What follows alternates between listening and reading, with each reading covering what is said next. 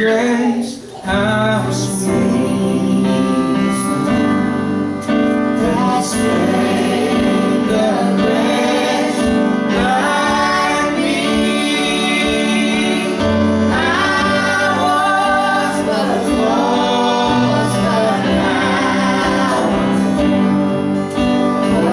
found. But now I see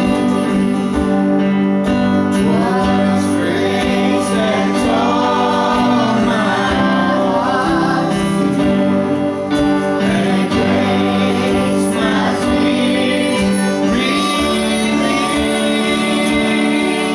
How precious did that grace reveal the hour I first believed. My chains are gone, I've been set free. My God, my Savior, has ransomed me. And like a flood, His mercy reigns, unending love, amazing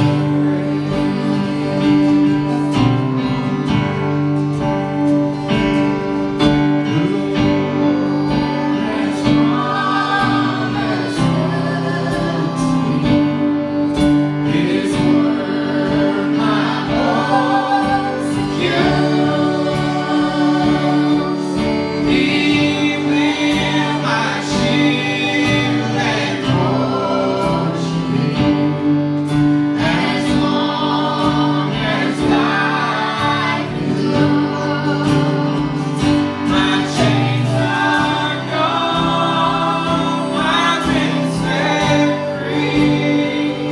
My God, my Savior, has ransomed me.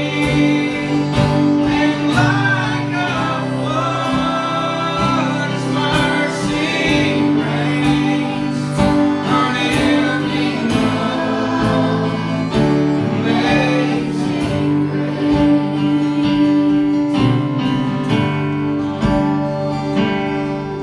The earth shall soon be full of snow. The sun forbear to shine. But God who called me will be forever mine. Will be forever mine. You are forever mine. Pray this morning.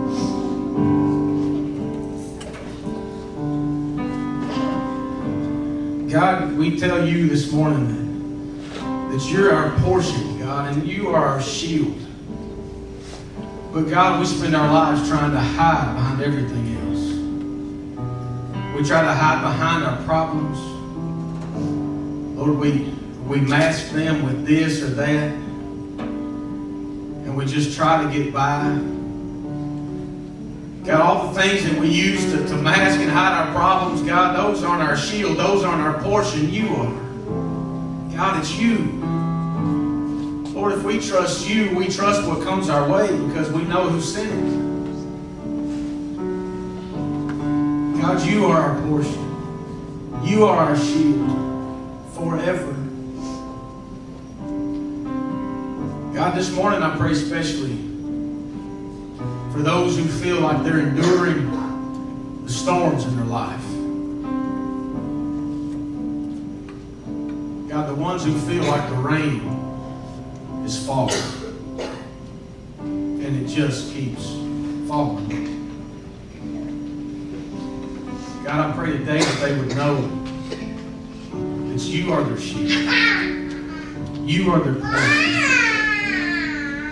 You will use those storms and that rain to reveal your character. You'll use it to grow us, God. Lord, I pray this morning that we trust you through those. And that of all the things we can hang on to, we hang on to you. God, I love this place. I love these people. There's nowhere else I'd rather be this morning than right here with them, in the middle of your presence, sharing the words you've given me. So God, can we hear today? In your name we pray. Amen. Can we sing?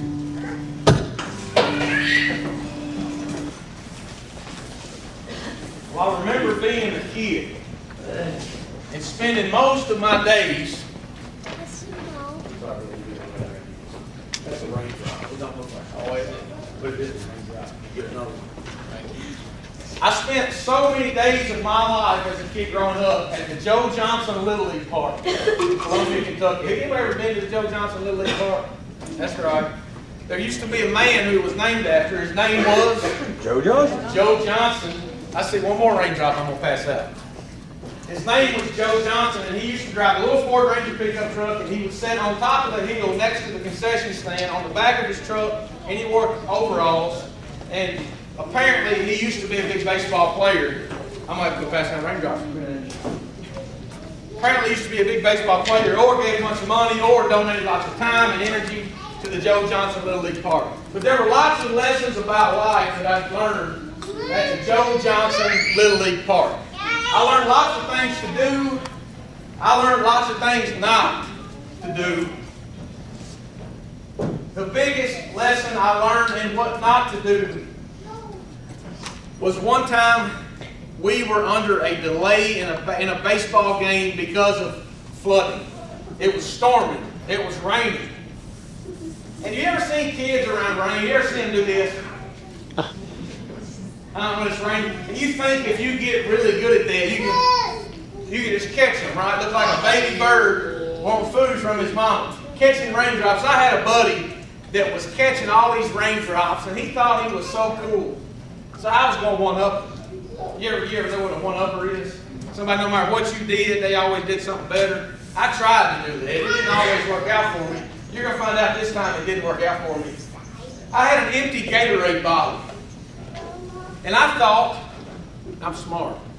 I thought, he's wasting all this time trying to catch a drop at a time because he's thirsty. I got a better idea. The dugout had a little gutter on the side of it, and it just poured off the side of it. You know what I did? I took my cup, my Gatorade bottle, over to the edge of the dugout. That gutter filled my Gatorade bottle up with water, and it looked clean enough. I got over there, held it up, all smiled, all big and pretty, like I really knew what I was doing. I took the biggest drink, and man, that was the worst tasting stuff I have ever drank in my life. Everybody was laughing at me. I got this lecture from the coach, which was probably my dad. This lecture about where rainwater actually comes from. Do you know where it comes from? Clouds, right? You know where the clouds get it from? The ground, right? Earth. You know what that means? It means any liquid that evaporates falls as rain. Do you know what kinds of liquids there are on planet Earth that can evaporate and fall as rain? I'll give you a hint on some of them. Sewage plants, waste management plants, wet fertilizer.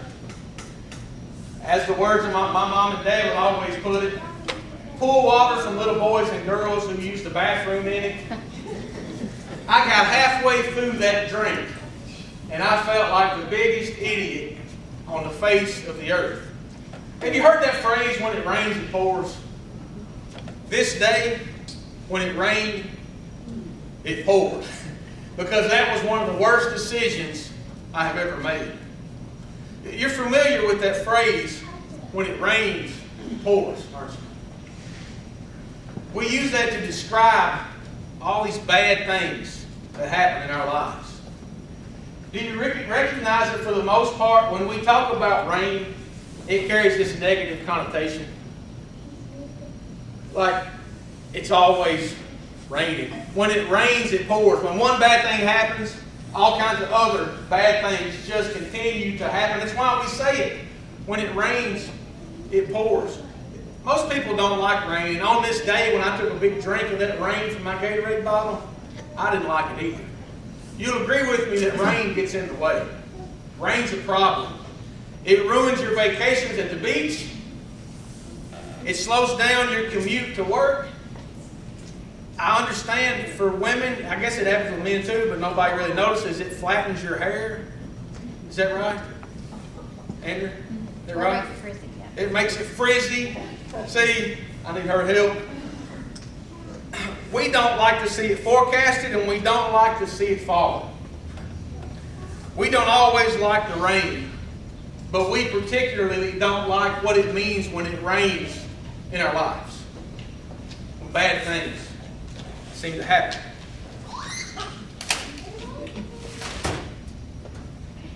That was almost as smooth as I wanted it to be. We dislike it so much that we will do anything in our power to avoid it. Now, right now you're thinking, preacher, that's kind of common sense. Nobody likes problems. Nobody likes it when bad things happen in our lives.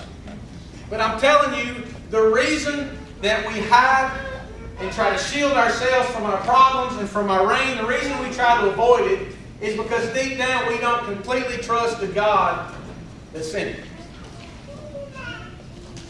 So we hide. And at all costs, we will avoid our problems, we'll avoid the terrible situations, we'll avoid the problems that come in our lives, just like we try to avoid rain.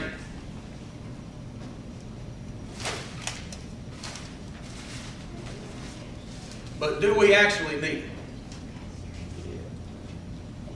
Sometimes in our lives, what we dread the most is actually what we need more than anything. I want to share with you a scripture in Isaiah 55:10. This is going to seem like common sense, but it's going to have this massive application for our lives. As the rain and snow come down from heaven, and do not return to it without watering the earth and making it bud and flourish, so that it yields seeds for the sower and bread for the eater. Rain has a purpose. The Bible tells us that rain sent to earth from heaven is meant to make seeds grow and produce bread for the eater. You see, without rain, nothing would grow. We don't always like rain, but we always need it. Not only does our garden need rain, but our lives, they need it too. Some of our problems we deal with actually make us better Christians. This morning I want you to understand a word. The rain in your life, problems, there's a reason for your rain. Pull the next picture, Pastor. I don't remember if I showed you this picture at church. I think I put it on the Facebook Messenger. I told you the story of the day that we were trying to plant those bean seeds and it started raining. Well, that's what it looked like, and you can see the window there. That was a picture from my truck. Now, if you go to the garden, what you'll notice is that anything in this corner right here is not growing very well. Anybody got an educated guess why? It's got too much rain. But when it started raining, it was really funny because there was a cloud and Michael Harden said, I think it's going to go around. And within 5 minutes it started raining. That was the day it fell 2.5 inches of rain in an hour, and we watched it from my truck. Now, as I sat there and watched every big, cold, heavy drop fall, more and more I knew, this is actually right here, this is actually a grubbing hole too. You can't see the handle because it's buried. We left it there for a few days. But the longer I sat there and the more rain that fell, the more I realized and understood that at that moment, even when the rain stopped right away, I wasn't going to be able to do anything in the garden that day. Have you ever had problems so bad and so heavy in your life and it feels like it just kind of paralyzes you? You can't do anything. You can't think straight. It's on your mind when you go to bed. It's on your mind when you wake up. It's this thing that just overtakes you. See, that's what was happening to me as I sat in the truck. I knew that rain like that was going to keep me from working in the garden that day.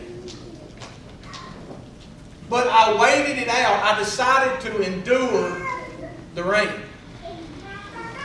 Do you have any idea why I decided to endure the rain? I endured it because I know what happens after the rain. The problems that come to our lives, if we will learn to trust God and endure those problems, there's something crazy that happens after the rain in our lives. And it's the same thing that happens when that much rain falls on the garden.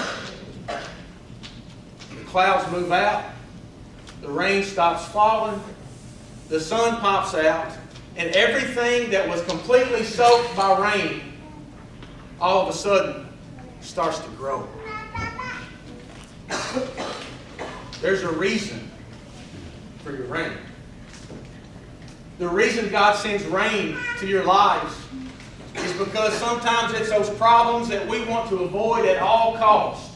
Those thorns in our side, those storms of our lives that we know we have to endure, those are the things that actually make us who we are in Christ. Amen. Those are the things that build our faith. Those are the things that teach us to trust God through it. If no problem ever came to any of our lives, what would we have to thank God for? What reason would we have to trust God? Because we wouldn't have to endure any of it. When the rain falls in your life, when there's problems, when things aren't going well, there's a reason for that rain.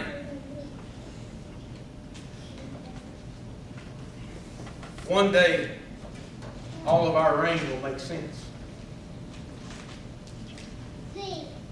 You've heard old people tell you that before. You've heard people that have walked with Christ tell you that before. Do you know why they tell you that? Because it's the truth. If you will endure the storms in your life, trust God through it, and look forward with expectation that one day the rain is going to stop. And when it does, if I have held on through it, I'm going to be so big and so strong and so beautiful that the next time it clouds up, I won't be afraid. Amen. We endure the rain because we know that's where all of our growth comes from. But we also endure the rain because we trust the one who sent it. The Bible tells us in Jeremiah that all the rain comes from the Lord our God, the heavens. We don't always like it, but we always need it. It's actually pretty funny what we'll do to avoid the rain.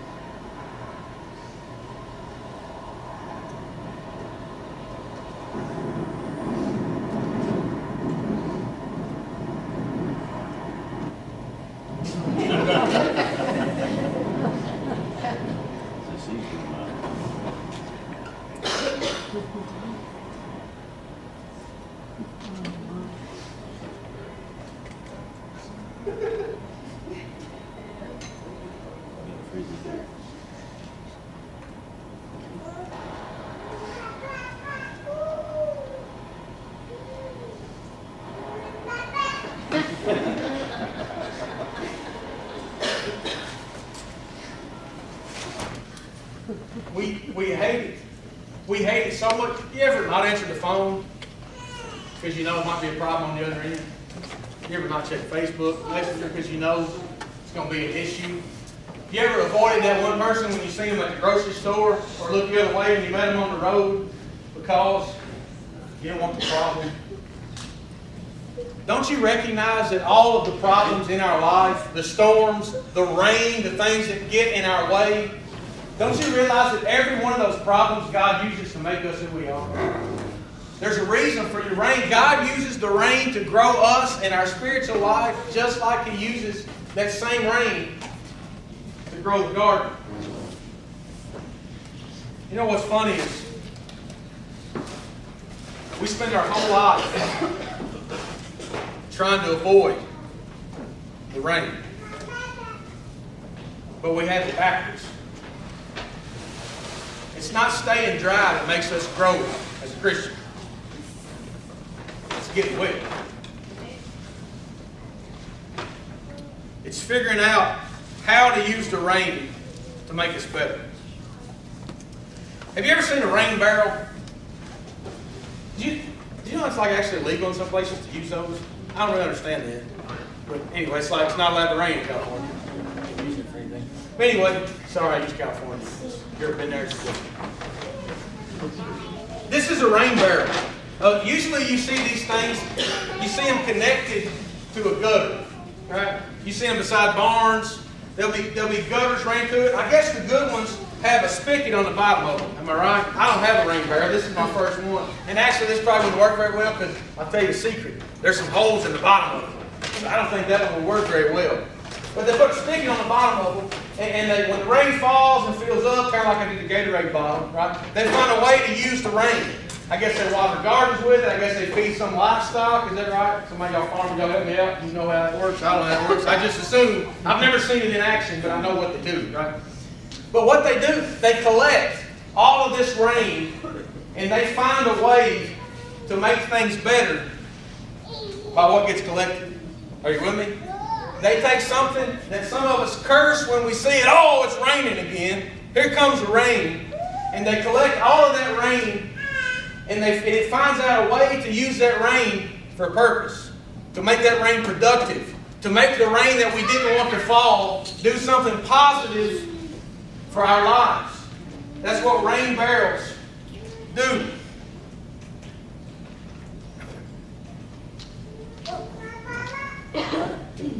I've given you a raindrop.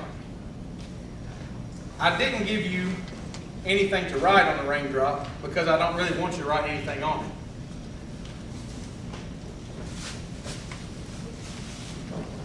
That raindrop is yours. You might think it looks like everybody else's, but it doesn't. It's your raindrop. That raindrop represents your problem.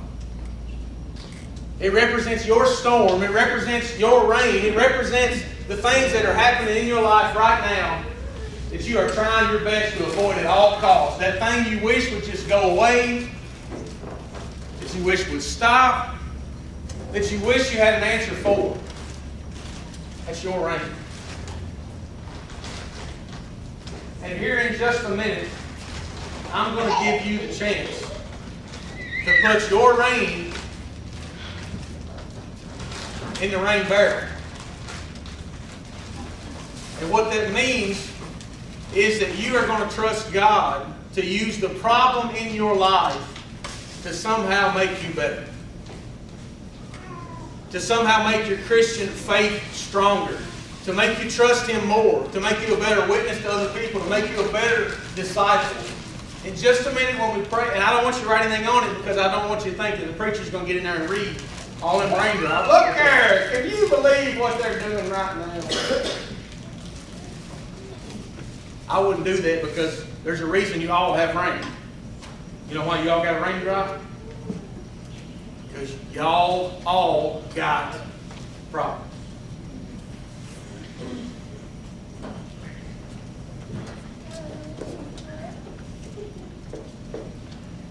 That phrase that we use when it rains, pours. That's always used in this negative sense. Recognize that? It's always used to describe all the problems and how when one thing starts, it's like it all starts, and then pretty soon even the stuff that wasn't going wrong, now it's all going wrong. When it rains, it pours. What if in your spiritual life, you can see that rain as producing something good in your life. You think you don't need it, but you need it. And when you trust God through the problem, through the rain, you grow. Because that's what rain does. That's why it gets sent. You'll be stronger for enduring the rain and trusting God through it than if you ever live your life trying to avoid it.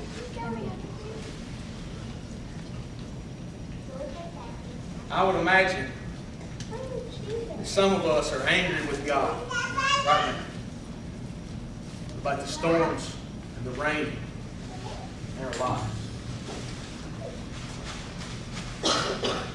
And our first thought is, God, if you loved me, you wouldn't put me through this. Somehow we think that if God really cared about us, and if He really loved us, that He would never let a problem come our way.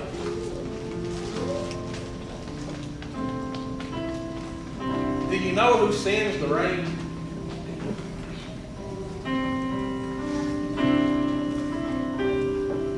I'm not telling you that everything bad that happens in your life is because God wanted it to happen.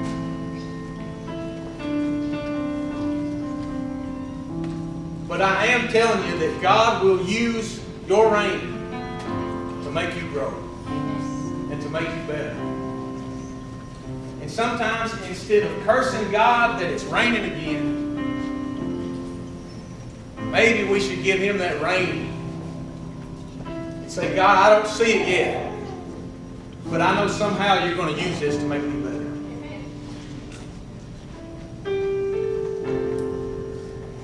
Said James,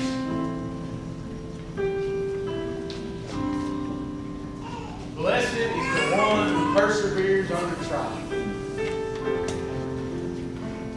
because he will receive the crown. Do you know? Oh, that's amazing. Did somebody pay her for this? She surrendered her ring. I'm going to put it in here. Did you ever take penicillin growing up? Antibiotics? You may take it now, right? Do you know why they tell you have to take all of it? They always tell you to take all of it, but some of it apparently matters more than others. Antibiotics is one of those things. It's because if you don't take enough of that rain, no, if you don't take enough of the antibiotics to kill the problem just comes back. I'm not telling you that right now, in the midst of all your problems and all the storms and rain in your life, that you are already thankful that God is sending. It's not even that you're learning that lesson right now. You may not know for another 20 years why you had to go through what you went through. But your spiritual life, every time you get pounded by a storm and pounded by the rain, every time you endure it, every time you survive, you just get stronger. It's what happens to your sickness when the antibiotics don't kill it off. It weakens it, it weakens it, it weakens it, but if it don't kill it, it comes back, and when it comes back, it's stronger than it was before. It's so strong that nothing can take it down. Don't you know what happens to your faith when you trust God with your problems? You've heard it said, what don't kill you?